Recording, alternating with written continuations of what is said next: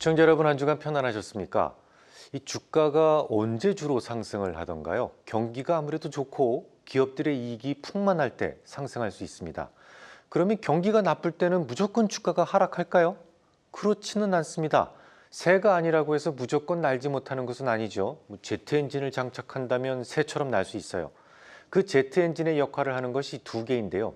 하나는 재정 정책이고 다른 하나는 통화 정책입니다. 예를 들어 볼까요?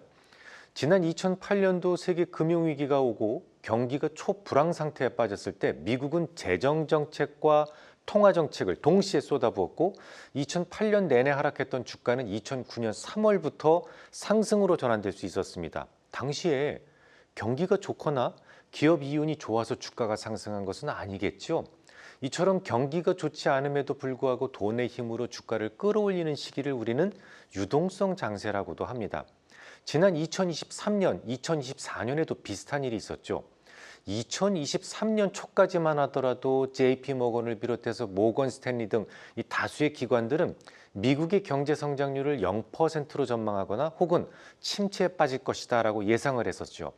도무지 주가가 상승할 것이다 라고 보는 주체는 거의 찾아볼 수 없었습니다. 2024년도 마찬가지였죠. 하지만 아시다시피 주가는 두 해 동안 엄청나게 올랐어요. 조 바이든은 인플레이션 감축법이라든지 반도체법, 인프라 투자법 이것저것 재정 투자를 집중시켰으니까 주가가 강하게 오를 수 있었던 겁니다.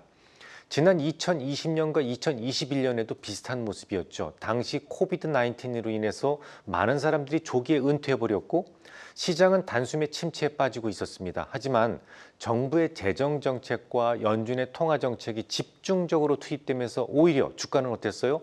아주 빠르게 반전되는 모습을 보였습니다.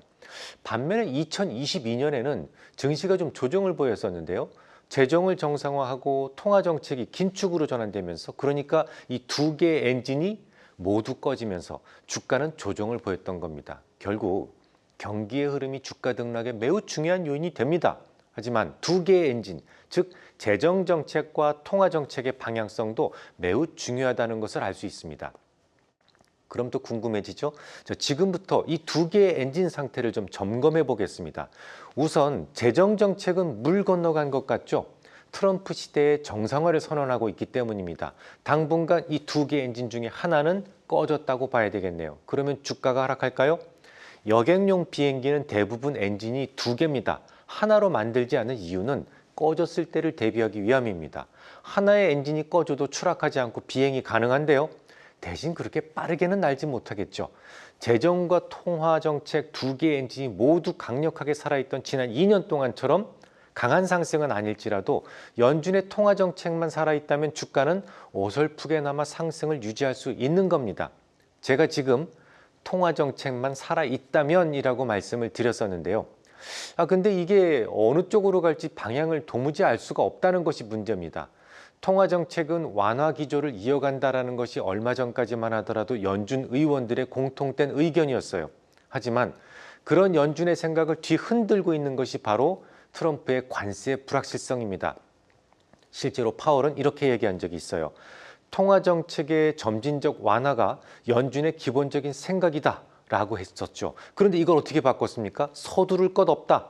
좀 더 지켜보자 라고 말을 바꾸게 됩니다. 지난 11일 새벽 거의 블랙 먼데이라는 말이 나올 정도로 미 증시가 화끈하게 하락했던 이유가 바로 이 때문이었어요. 파월 의장의 통화정책에 대한 생각이 완전히 뒤집어졌기 때문이었죠.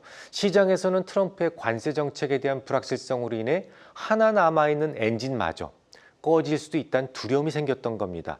만약에 그렇게 된다면 올해는 오르는 날보다 조정을 받는 날이 더 많아질 수밖에 없다는 것을 시장이 잘 알고 있기 때문이었죠. 조금 더 구체적으로 설명을 드려볼까요? 트럼프 행정부는 지난 4일 캐나다와 멕시코를 대상으로 관세 25%를 부과했었어요. 하지만 US 메카가 적용되는 품목에 한해서 한 달간 관세 부과를 유예시켰는데요. 그 유예 조치가 종료되는 날이 바로 다음 달 2일입니다. 뿐만 아니라 상호 관세가 시작되는 날도 4월 2일입니다. 하지만 대략 이 정도까지라면 큰 문제는 아니죠. 현재 트럼프 행정부에서 추진하고 있는 감세안이 잘만 통과된다면 악재와 호재가 상쇄돼서 없어질 수 있습니다. 문제는 이 관세의 무게가 커질 수 있다는 점이죠. 트럼프의 셈법대로라면 사실상 협상 시한을 받아든 주요국들이 모두 순응할 줄 알았을 겁니다. 하지만 오히려 강력한 보복을 선언해 버렸거든요. 우선 캐나다는 이 트럼프로부터 미국의 주지사가 되라 라면서 조롱을 당했던 트루도 전 총리가 실각하고 마크 카니가 새로운 총리가 되었죠. 그 마크 카니는 즉각 강력한 보복을 천명했습니다. 캐나다 정부는 지난 13일부터 미국산 철강 알루미늄 제품 등 298억 캐나다 달러 규모의 미국 상품에 대해서 보복 관세를 즉각 부과했는데요. 요거는 트럼프 정부의 펜타닐 불법 이민 관세에 대한 대응으로 시행했던 300억 캐나다 달러 규모의 보복 관세 조치와는 별개로 부과된 추가된 조치였습니다. 미국은 조금 아까 말씀드렸습니다만 US 메카 적용 품목에 한해서 관세 적용을 한 달간 유예한다고 했었는데 캐나다는 보복 관세를 즉각 유지하기로 했던 것이죠. EU 집행위원회도 순응해야 하는 보복을 선택했습니다. 다음 달부터 두 단계에 걸쳐서 총 260억 유로 규모의 미국산 제품에 대해서 관세를 부과하겠다고 예고했는데요. 우선 내달 1일부터 시행되는 EU의 보복 관세 1단계 조치는 트럼프 1기 행정부 때 있었던 것이 그대로 부활된 겁니다. 할리 데이비슨, 버번 위스키, 리바이스 청바지 이런 미국의 상징적 제품 총 80억 유로 상당에 대해서 관세가 부과되겠죠. 추가 관세율은 품목별로 최대 50%에 달하는데요. 그리고 또 다음 달 13일부터 적용되는 2단계 조치는 총 180억 유로 규모인데요. 여기서 재미난 게 있어요. 관세 부과가 주로 미국 공화당 지역에서 수출하는 제품에 집중적으로 투하된다는 점입니다. 이를테면 공화당 소속 마이크 존슨 하원 의장의 텃밭이라고 할 수 있는 루이지애나 주의 주력 수출 품목이 대두인데요. 그걸 딱 겨냥했고요. 또 공화당 우세 지역인 캔자스, 네브래스카 여기서 나는 소고기, 가금류 제품이 주된 표적입니다. 당연히 트럼프는 경로하죠. 이렇게 이야기합니다. 우리는 그 돈의 전투에서 이길 것이다 라면서 강한 불만을 표시하죠. 그리고 나서 즉각 와인에 대해서 200%로 베팅 액수를 올려버립니다. 바로 이런 점이 문제인 거예요. 지금까지 알려진 관세의 악재 수준은 이미 주가에 충분히 반영돼 있습니다. 게다가 앞으로 있을 감세와는 상쇄가 가능한 수준이죠. 하지만 서로 간의 보복이 연쇄 반응을 일으킨다면요. 보복이 보복을 낳게 된다면 상호 간에 부과시키는 관세율은 계속해서 오를 수밖에 없습니다. 당연히 물가는 치솟을 수밖에 없고 올해 예정되어 있던 통화정책은 중단되거나 혹은 오히려 긴축으로 전환시킬 수도 있다는 말이 되죠. 실제로 최근에 파월은 교과서적으로 관세 이슈는 일시적 효과지만 실제 현실에 반영되는 과정에서 교과서와 달라질 수 있음을 인지하고 있기 때문에 실제 효과를 판단하기 위해 장기 기대 인플레이션 안정화 여부를 핵심 기준으로 주목하겠다라고 밝힌 바 있어요. 그러니까 파월은 말 그대로 장기 기대 인플레를 계속 관찰하면서 통화 정책을 수정할 수 있다라는 메시지를 전한 겁니다. 그런데 애석하게도 시장의 장기 기대 인플레는 매우 빠르게 속등 중에 있었어요. 지난 주말에 발표됐던 미시간대 1년 기대 인플레이션 예비치는 4.9%까지 속등했습니다. 2022년 11월 이후 최고치이고 지난 2월에 4.3%였던 것이 무려 0.6%포인트나 인플레이션 기대치가 더 커진 거예요.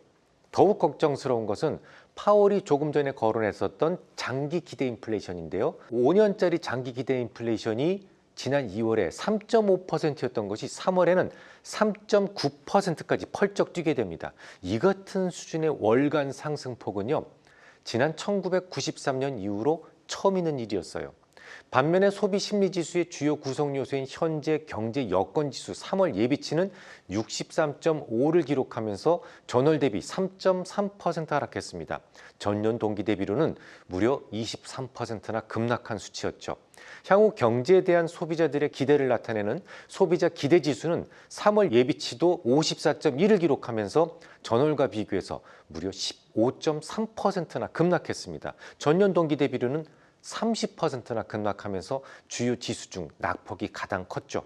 한마디로 경기 침체 우려는 더 커지는 반면에 물가에 대한 기대치는요, 오히려 높아지고 있었다는 말이 됩니다. 지난 시간에 말씀을 드렸던 스태그플레이션이죠. 자, 그러면 잡혀가던 물가가 다시 상승한다면 어떻게 될까요?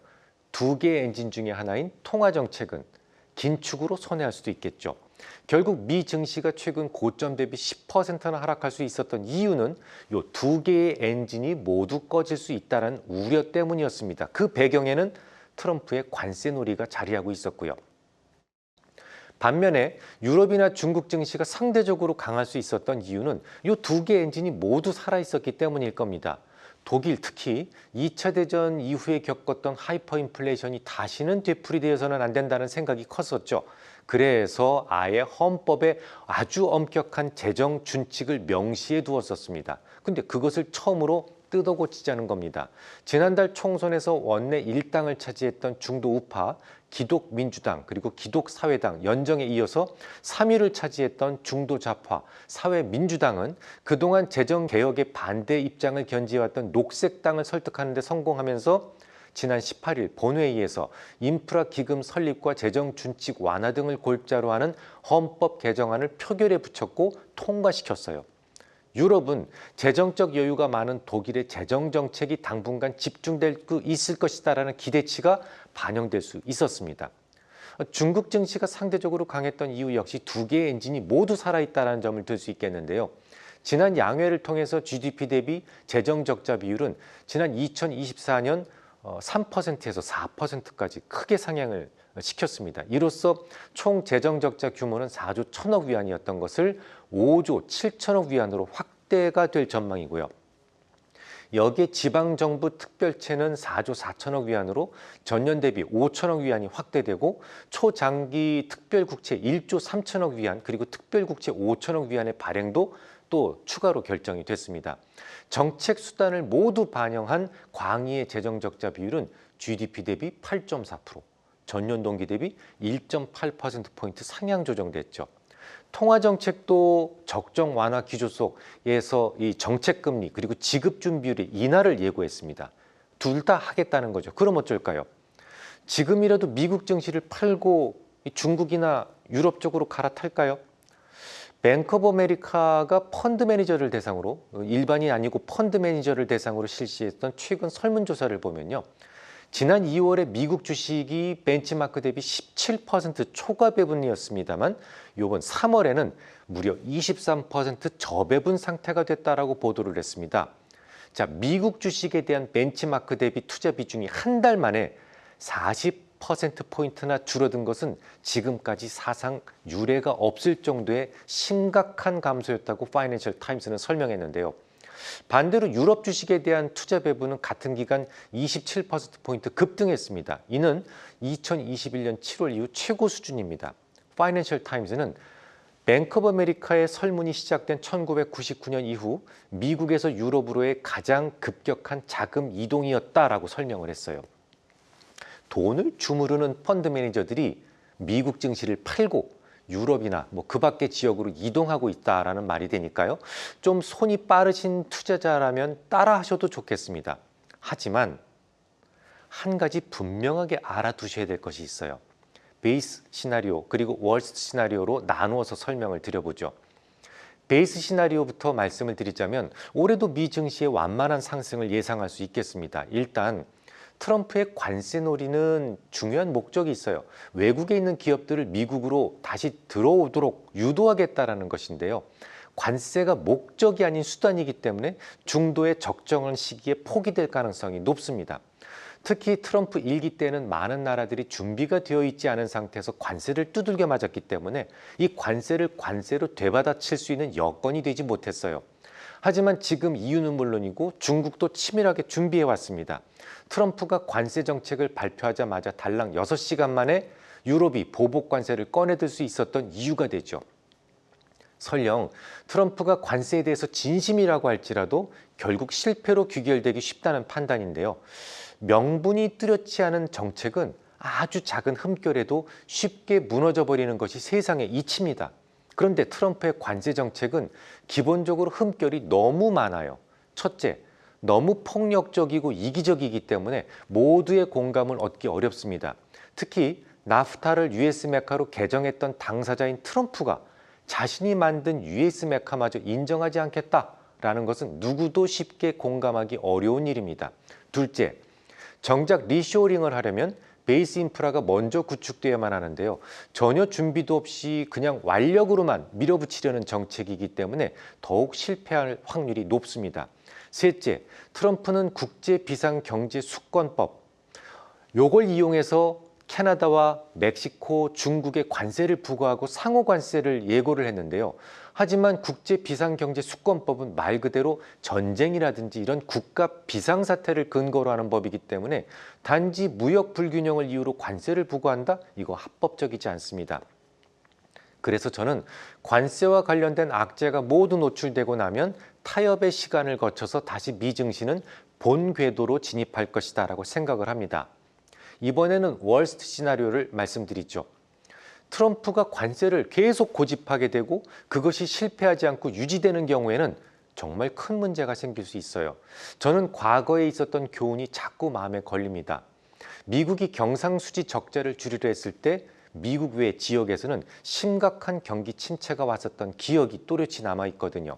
과거의 교훈은 나쁜 일일수록 반복되려는 성향이 강하기 때문에 좀 더 주의를 기울이실 필요가 있습니다. 클린턴 정부 때였죠. 재정수지와 경상수지 적자를 바로잡기 위해서 불필요한 정부 지출을 줄이고 슈퍼 301조를 동원해서 관세를 지금처럼 남발했던 적이 있었습니다. 앞서 말씀드렸지만 재정 건전화는 문제가 되지 않아요. 하지만 경상수지 적자의 개선을 하겠다는 시도는 모두를 심각한 위험에 빠뜨릴 수 있어요. 실제로 미국에서 경상수지 적자를 개선시키기 위해서 슈퍼 301조를 부활시킨 것이 1994년이었고 아시아 외환 위기가 터진 것이 1997년이었습니다. 대략 3년의 시차를 두고 비미국 국가들에게 엄청난 피바람이 몰아쳤다는 말인데요. 왜 이런 일이 발생했을까요? 이 달러가 기축통화이기 때문에 그렇습니다. 미국은 경상수지 적자가 누적적으로 커질 수밖에 없는 구조입니다.